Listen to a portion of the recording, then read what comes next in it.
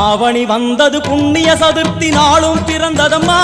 அதிகாலை முதலே மனையில் மங்கள மேளம் ஒலிக்குதம்மா கஜமுகனின் வரவை காண குடும்பம் வாசலில் கூடுதம்மா மா கோலம் இட்டொரு மனை மேல் வந்தான் ஆரத்தியாகுதம்மா